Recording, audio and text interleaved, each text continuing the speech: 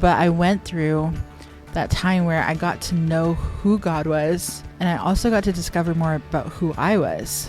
Like, I was putting unrealistic expectations on men, and so I was expecting man to fill those voids, where actually it was God supposed to be filling those voids. After growing up with abandonment, abuse, and years of searching for love and acceptance, Amber found herself facing wounds that no relationship could heal. But when God called her into a season of surrender, everything began to change, from her identity and purpose to a love story she never saw coming. This is Amber's story. Well, thanks, Amber, so much for joining us on Testify. We are so happy that you're here. Yeah, thanks for having me. So tell us a little bit about yourself. You know what, where did you see God in the last 6 months? Just one moment that stands out to your mind. Oh boy, one moment. I would definitely say planting me in a new church. Okay. Yeah. In the last 6 months? Yeah, in the last 6 months. Amazing. Okay. I mean, well, okay, maybe it's 8 months. It still counts. I was going to say a year, but then it was 6 months. Yeah. It's like, Yeah. And what would you feel like was transformative about just you walked into this new church? So you were a believer already? Yeah. Okay, so you're a believer already, and you're kind of walking into a new church. What kind of struck you the instant that you walked through those doors? I think just like the genuine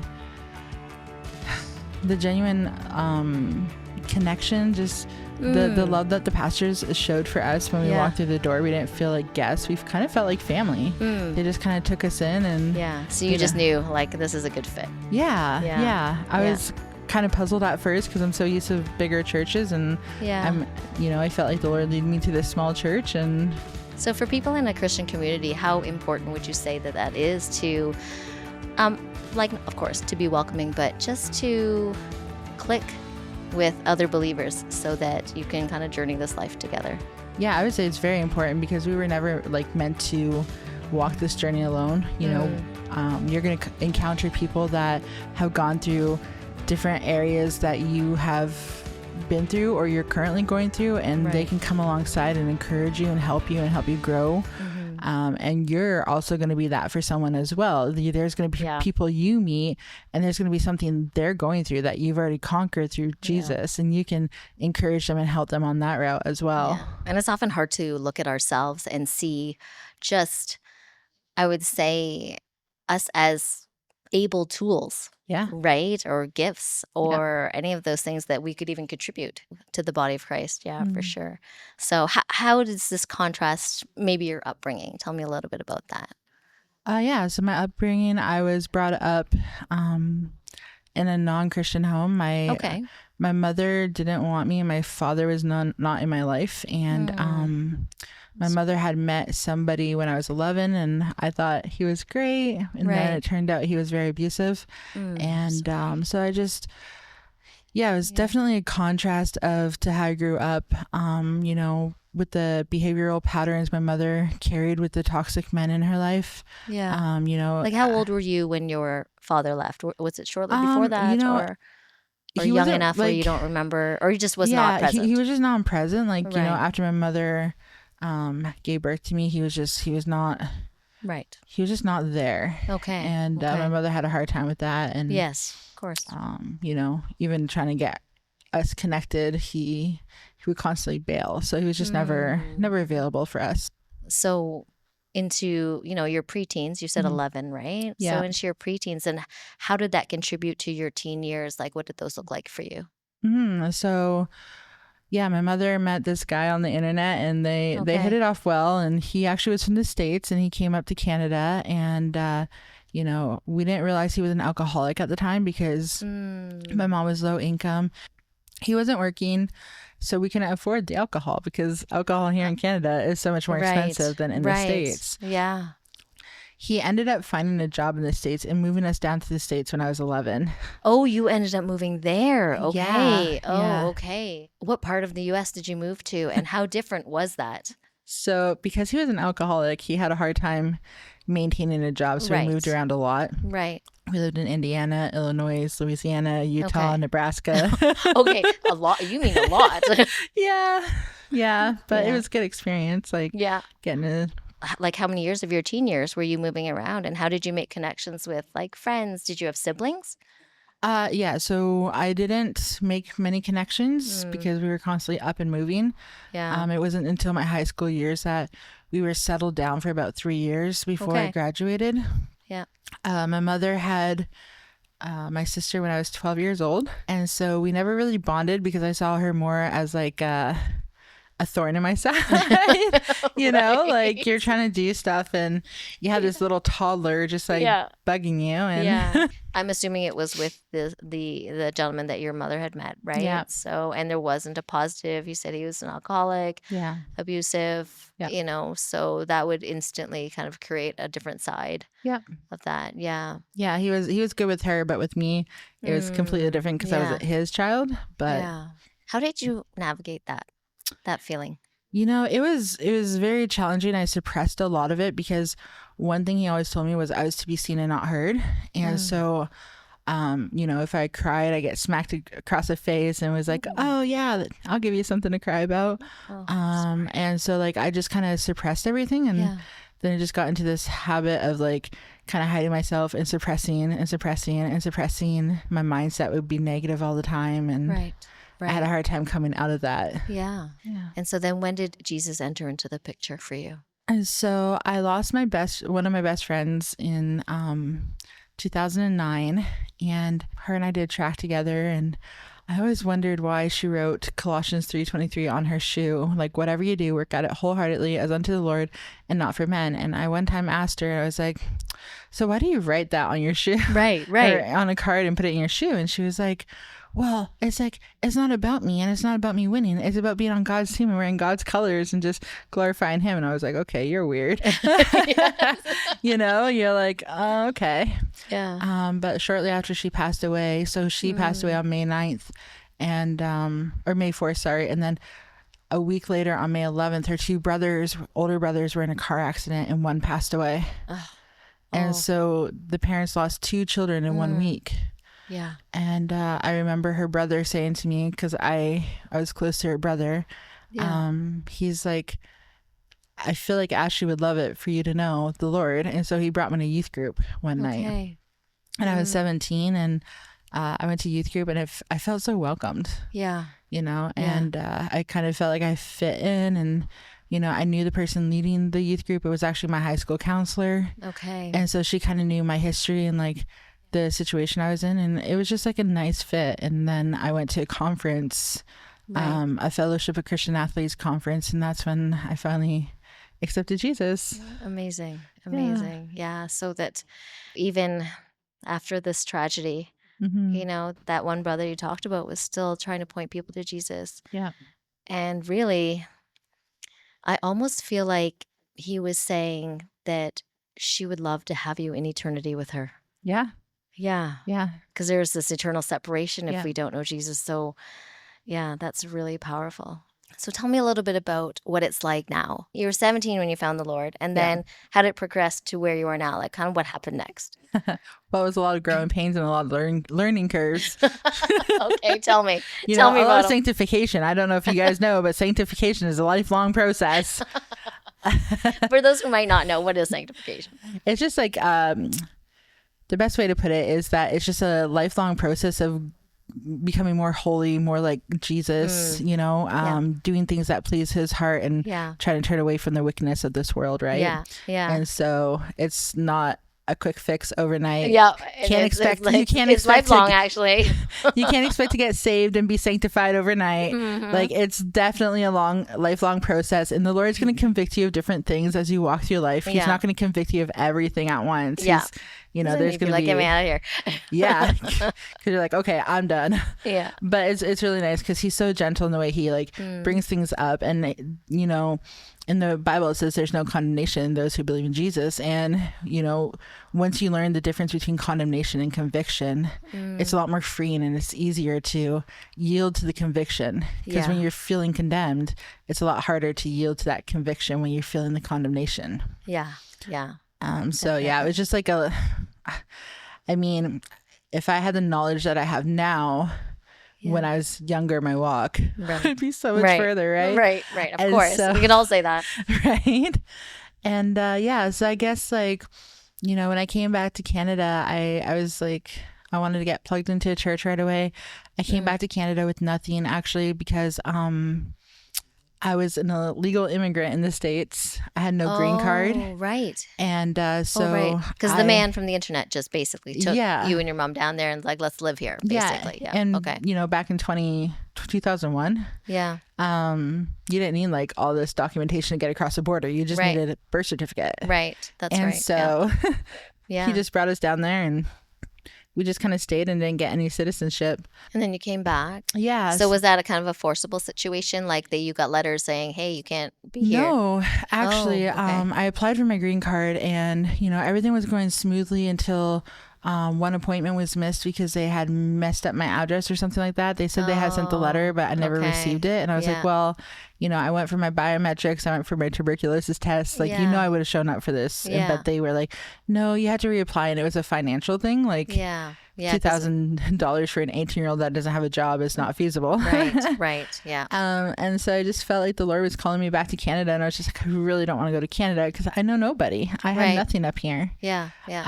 So I took a leap of faith, came back to Canada, got in contact with my mother's family and stayed with them for a bit, and then kind of got on my feet. Yeah. And then found a church, got connected, and met other believers, and found like a roommate. But in that time, I was going through a lot of father trauma, working through being neglected and abused. Yeah. And so I was like really fixated on men. And I was like, I want affection, I want attention, because I never had that growing up. Right. Yeah, and, that's right. Yeah. No male figure. Yeah. No male father figure at all, even. Yeah. And then but we still our inside still craves, that place that it has in our heart. Yeah. So tell me about that. Yeah. So it was actually he kind of had a spiritual father put in my life, and he really showed me what grace and love looks like in a fatherly way. And it was just really cool to kind of just like grow in that. But I was still seeking attention from younger men because I was like, well, I have a spiritual dad kind of guiding me with wisdom and, encouragement and empowerment. And you're in your early 20s. Exactly. And we just, you want to feel loved and appreciated and all of the things. And you're like most young girls, you're like, I want to get married one day. I want to have kids. I want to, have a family and the white picket fence. And yeah. And so I was like... I was on like Plenty of Fish or like whatever those dating apps are called. And I was never satisfied because I never found anybody that was a believer. And I was just like, like, God, there's got to be somebody. And sometimes I would compromise my faith or my beliefs to, just get that little bit of affection. And so then the Lord had led somebody in my life to encourage me to do a fast from men. Okay. And I was like, I had to pray about that because I was like, man, fasting from men. I was like, Lord, what does this look like? What does that look like? This is a little different than chocolate or sugar or caffeine. I'm like, does that mean I can never talk to men again? Yes. So when she brought that up, what was your reaction? Your eyebrows just shoot right up. Yeah, I was just kind of like, you're crazy. Yes. I'm like, I don't think I need that. I think I'm fine. Yeah. But then after praying about it, I felt the Lord say, like, I want you to go through this fast because I need you to draw near to me and let me be what you need. Yeah. And I was like, oh. I was like, okay. So I had like this whole... I went in with the plan. I'm like, I'm not going to talk to men individually. I'm not even going to engage in conversation with them like in a group. Like I'll be like, oh, hey, how are you? Good. Right. Great. Have a great day. Yeah. Like, because I didn't want to get emotionally engaged. Right. Because like if you start having a conversation with a guy and they start talking about something and you're intrigued and you're getting bonded by like whatever he's talking about because you're both passionate. Interests, yes. Yeah. And so I was just like, I need to like prevent that and sever that before I get too involved. And that was one of the hardest seasons in my life. Yeah. But I went through that time where I got to know who God was and know his plan and his purpose for my life. Yeah. And I also got to discover more about who I was. Right. And like I was able to work on things that like I was putting unrealistic expectations on men because I had those voids, right? Yeah. And so I was expecting man to fill those voids where actually it was God supposed to be filling those voids. Yeah. And so the Lord had brought me through that. And then I felt the Lord encourage me to dream about my future husband.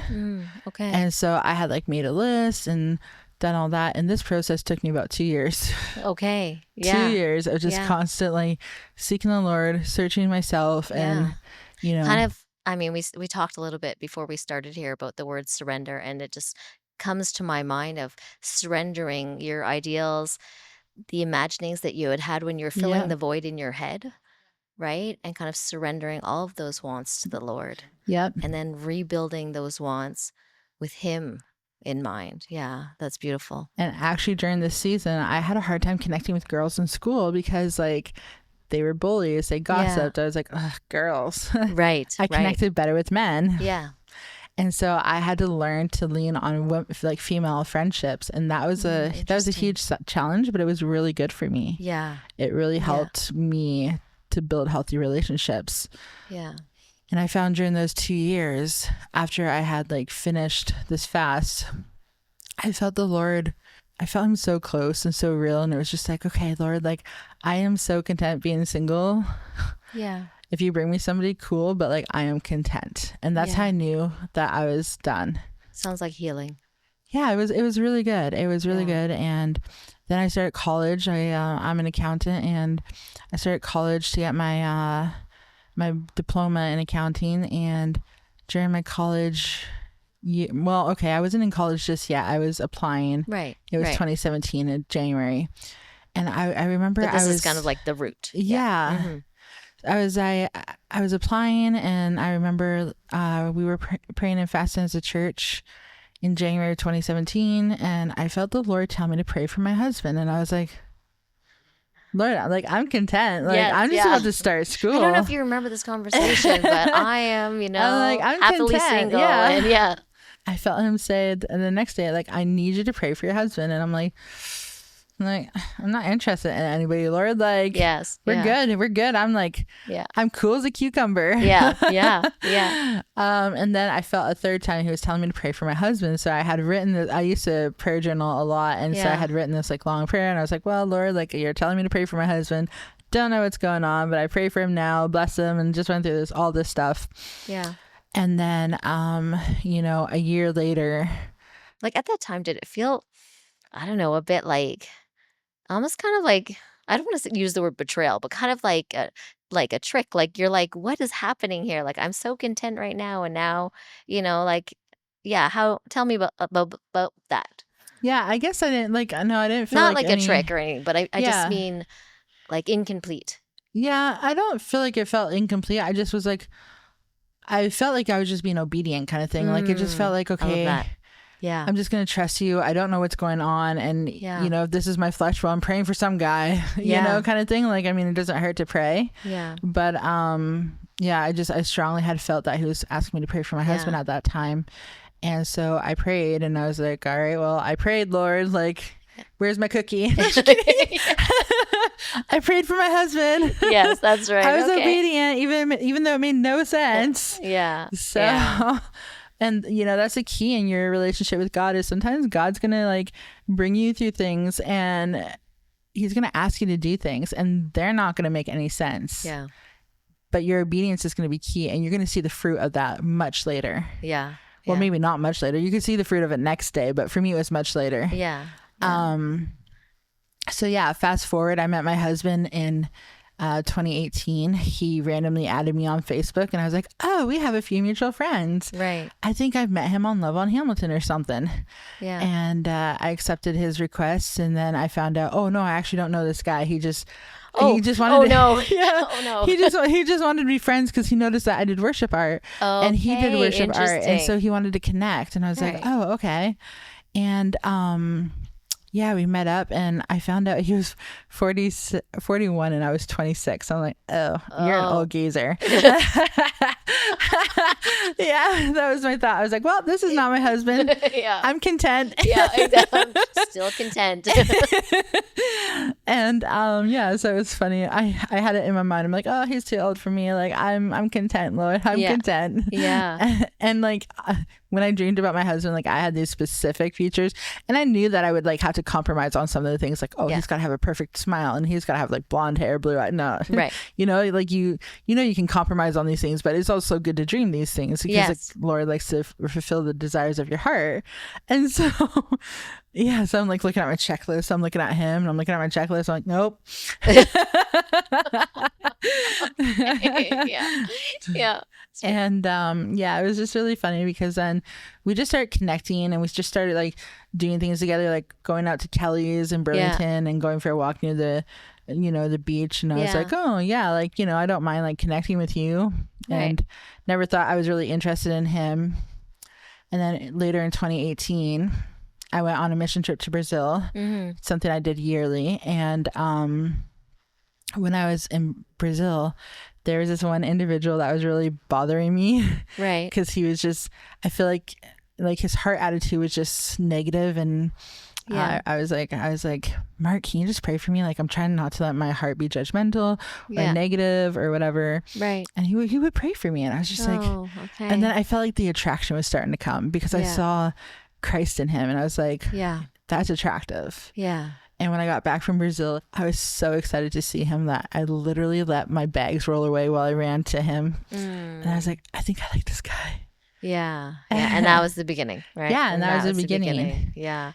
And then in 2019, we went through this kind of like wavy patch of our relationship, and he was unsure. Like, I mean, he was 42 at this point, and he was like, I've been single for so long. Like, is this really what I want?